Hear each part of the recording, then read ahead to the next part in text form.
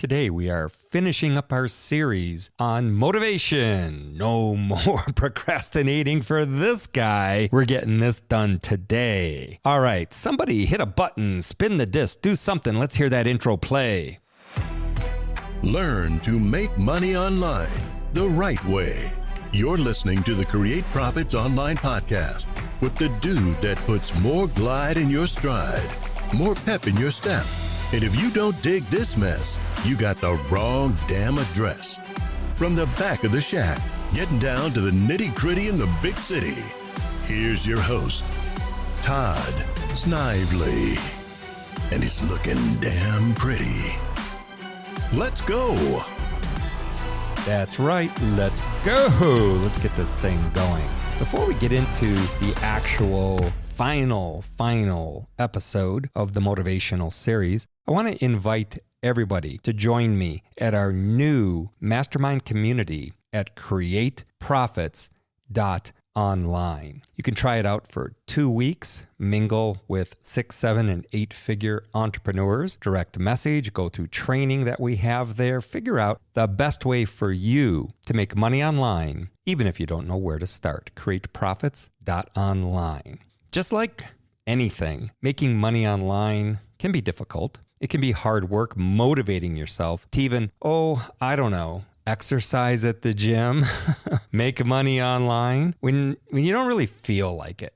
You know, when you don't want to, you just say, no, I just want to watch TV. I just want to sit in front of my computer and play on YouTube. But while that may be true, it's also fair to say it's much harder to trek through the desert for days on end without sleep, to run through the barracks and out into enemy fire, or to make life or death decisions when your body is screaming at you, just sleep.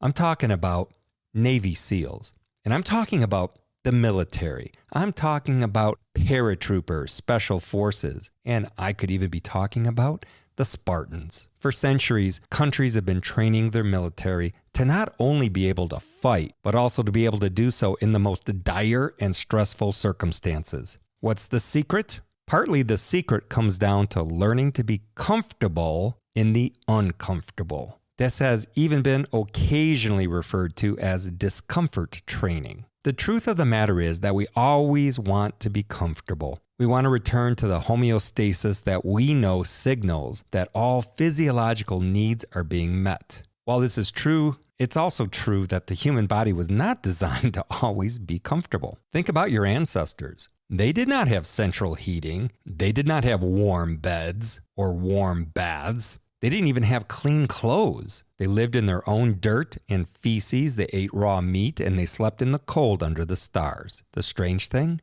They were no less happy than you. This is habituation. We become used to what we have, and that then becomes our baseline. Our bodies have adapted to living in warm, soft environments where everything is set at the same height as us. We have very little physical or physiological stress. This is all good and well, except it makes us highly susceptible to any fluctuation in what has become our norm. Now when the heating breaks or when you find yourself a little bit overtired, you feel as though your world is coming apart. Your body triggers a major stress response and you feel anxious, jittery, confused, angry, and sluggish. So many of us struggle to perform on less than adequate sleep. Because the military knows that its infantry won't always have the luxury of a good night's sleep, it needs to train them in those conditions. Likewise, the Spartans would pull up bunches of grass with their bare hands. It didn't train their reflexes or muscle, it trained their grit, their determination, and their psychological endurance. They would then become habituated to being cold and being dirty and being tired. Likewise, soldiers would learn how to perform on less sleep. Now, when conditions were perfect, those same individuals would be far better at fighting, running, and performing. At the same time, though, when life got even harder, they would be able to cope. So what can you do? How about this? Try some intermittent fasting. Go without eating for 18 hours and then train on suboptimal sleep, or train outdoors with your shirt off in the rain. Take cold showers. Force yourself to endure that cold for an increasingly long amount of time. travel with nothing but a backpack.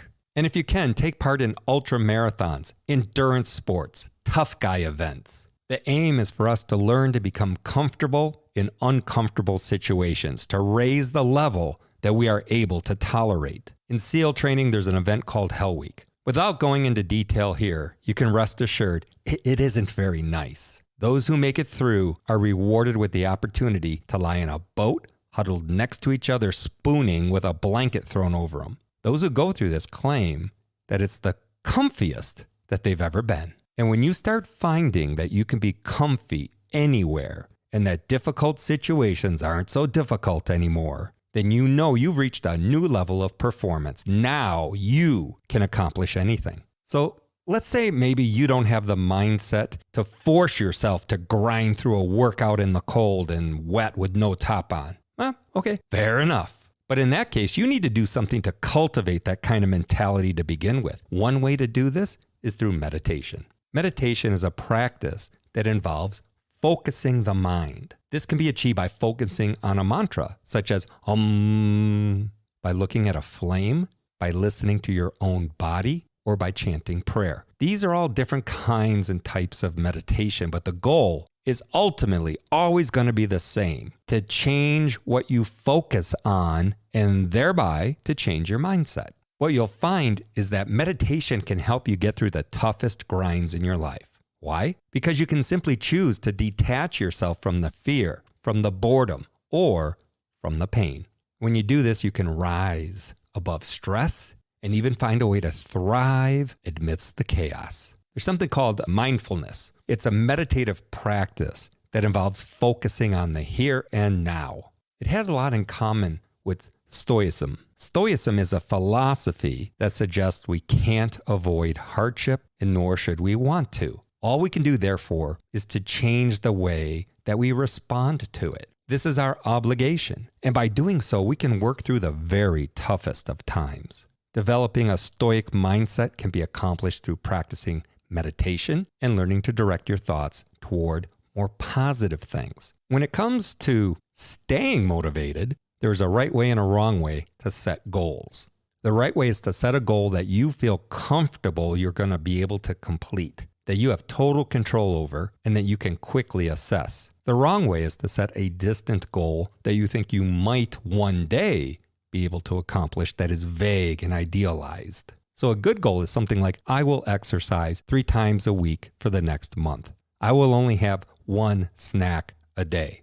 A bad goal is something like, I will lose 300 pounds by next year. You get the idea. The problem with the latter goal is that it's so distant and reliant on so many factors that it comes down to much more than just motivation. Often, you might find yourself excusing yourself from training or from eating correctly because you believe that the goal is so far away, you can excuse yourself. What's more is that when you check in and find you haven't lost any weight at all after the first month, you might just give up. And what if you have a bad week where you were sick, or perhaps you went on a holiday? This setback could again completely destroy any motivation and sense of progress you had built up. Conversely, a good goal that challenges you to do something or not do something every single day will be extremely easy to measure. Not only that, but each day presents a fresh challenge. Fell off the wagon today? Then you can just try harder and do better tomorrow. And there are no excuses. You can't exercise 3 times a week later. You either succeed or fail, entirely based on your own commitment. Each day is a fresh challenge for your willpower, and all you need to do is focus on that here and now goal. Of course, you will still need that end point in mind. You still need the emotional hook and the goal to work toward, but you aren't going to concentrate on that. You are only going to concentrate on the daily grind. When you check yourself a year later, you'll find that the end goal has taken care of itself. While the bulk of these last couple podcast episodes has been about understanding how your motivation works, how to tap into it, and even how to grind through the truly unpleasant work, it's also important to recognize that there's a flip side to motivation, the rest and relaxation part. When you force yourself to be disciplined, it's useful to think of this as using up sand in an hourglass. When you force yourself to be disciplined, It's useful to think of this as using up sand in an hourglass. You only have so much sand that you can work through before the whole thing needs to be flipped and reset. How do you reset the hourglass? Simple. By relaxing, by spending time with friends, by sleeping, and by recovering. What's more is that focusing on these eventualities, knowing that you'll eventually be able to rest and will get to enjoy yourself, is a fantastic way to give yourself more motivation through the hard times. Now, what's more encouraging? I need to keep going forever no matter how tough it is? Or if I keep going for another hour today, I can relax and enjoy my favorite book tonight. In fact, did you know that the key to muscle growth is actually to rest and recover better? Muscle doesn't grow during workouts, it grows after them as long as you provide enough protein. The same is true for grit and determination. Learn to balance the yin and the yang and to keep the two separate. The good news for us all is that motivation and determination are things that can be learned rather than being hereditary or genetic. The key is to understand what makes your own mind tick and to learn the crucial role of emotion. When you do this, then you can tap into those emotions and trigger them as needed. Train meditation and learn to be comfortable being uncomfortable. If you can do these things, then you will gain a kind of grit and determination that makes you capable of truly anything.